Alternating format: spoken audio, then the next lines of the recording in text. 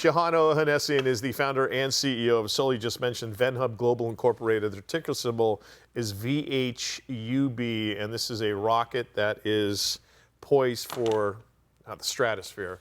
Shahan joins us once again. Shahan, thanks again for coming back so quickly. It's great to have you. And I just have to say, it's this entire VHub model is based upon global demand. Because the more I dig into you guys, the more I read about this, although it seems new to us, this is something that the world is looking for, and that is literally contactless retail. And look, it's not about not wanting to be sold. It's about safety. It's about efficiency. And for retailers, it's got to be about bottom line OPEX versus CAPEX, correct? Exactly. First of all, thanks for having me. I'm kind of a little upset that you haven't had me for a long, long time. It's been like 4 shows. Well, by the way, you're coming down to San Diego next week, Monday, I think. So, yeah, exactly. Talk about that though. The retail automation opportunity. This, it's because you're a public company. This offers investors kind of a glimpse into the future of retail, right? Exactly. There was a study done that retail, the way it stands today, is not sustainable, and they expect in 10 years, 80% of all retail to be unattended retail. The pain points that we're suffering in the U.S. I'm flying all over the world, and the same issues that we face in the U.S. between shortage of labor, theft, crime, shrinkage, cost of rent, cost of liability exists around the whole world. And I think that's why it's resonating with the investors, resonating with operators, from the smallest operators to the largest operators in the world. And we're speaking to all of them, and we're humbled by it. And we call it the blessing of the demand, but also the curse of the demand. We need to produce a lot. The demand is just incredible, and it's on us to meet all of that demand. Shahan, okay, most of the time I'm thankful that I'm on Sully's email chain, but with your company in VenHub, how many came in, and a lot of them were, hey, when am I going to have VenHub in my neighborhood? When are we going to get VenHub here? We say that to you, and you're just talking about it's great to have that demand, but as the CEO of this company and the founder, I mean, I'm sure it's hard to kind of pull back the reins on the VenHub horse and go at the pace you know is safe for the company. Because I think you said last time, just to add on to that question, that this is an $80 billion market in the next 4 years, correct? Yeah, I mean, that's just for the stores that we're in, which is the convenience store. But if you include all retail, which is pet food, pharmaceuticals, it becomes 100x bigger market opportunity available to all of us in this unattended retail world. What's the velocity that you think?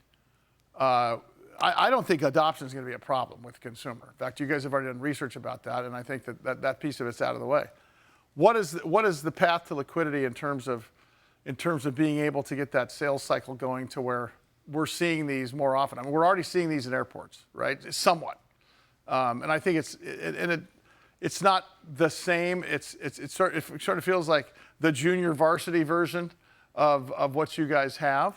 But how long do you think it's going to take? What's the velocity for market cap? So for us, the biggest bottleneck was the steel framing of the store. Mm-hmm. Taking us about 6 to 8 weeks. Now we have robots that are making robotic stores, which is kind of helping us expedite. So we think that within the next, I would say, end of Q2, end of early Q3, we can start mass producing these stores into multiple stores a day in each fulfillment center.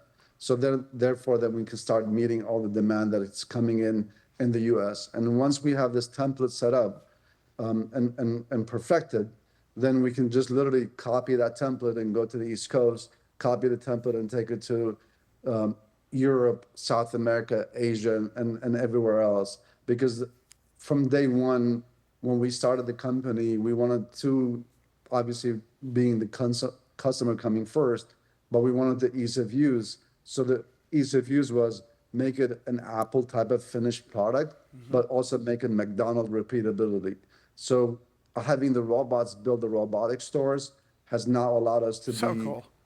very happy and very looking forward to being able to meet the demand that is incredible at this stage. And Mike, think about this. This is not the type where you're going to get your arm stuck trying to get the bag of chips like you are, like we've seen you do so many times with the fitting. I can never get up to that high level for the Funyuns. With the fitting. Damn it. Go ahead. Shahan, what is the physical time it takes to build one of those units?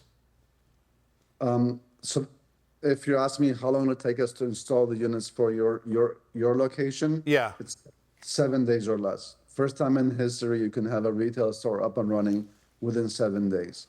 So from the day we hit the ground and for you to have the grand opening on your store is 7 days. And it's and I think you mentioned this last time. It's only 3 parking spaces wide. That's the footprint. Correct. And we'll be introducing different models. We're introducing the flexible model, which is a 3-foot size by X. Okay. So that's going to help the European market because the European market don't have that footprint of 20 feet Yes. availability. So we can put 2 of them together. There'll be a 6-footer and can accomplish the same accomplishment as the 20-footer. And there we have some large partners who are looking for a 40-footer. Large malls are looking for an 80-footer. Wow. So that we can serve those partners into the smallest to the largest. Hey, Shahan, this is something that we haven't talked about, and it's probably something that's not fun to talk about, but this is another cost benefit, or a key selling proposition anyway, and that's the safety issue. The number one armed robbery victim in this country is small convenience stores and gas stations. That's simple as that. It's not little old ladies carrying their purse across the street. It's not people with home invasions. It's convenience stores and gas stations. Have you guys thought of the opportunity cost of not going in this direction for some of these big companies like the 7-Elevens and the AMPMs of the world? Because it just makes more sense. Because their shrinkage and their loss due to that type of theft, and of course loss of life, is just too numerous to quantify. And that's probably one of the one that drives us the hardest, that makes us wake up at 4 o'clock in the morning and work till midnight, is to be able to provide a safe shopping environment for the operators and safe shopping environment for the consumers. Yeah, good stuff. Shahan Ohanessian, founder, CEO, VenHub Global Incorporated. It's been so long since he had him on the air, we had to get him back. By the way, you'll see him tomorrow again. He and I are doing our own show. Love it. Love it. VHUB, that is the ticker symbol. Shahan, so great to visit with you. Cannot wait to have you back on the show again. Look at that. Look at that right there. Oh, just think of all the Funyuns in the world. And there's no arm action. Nothing. No dislocated elbow trying to grab your Funyuns.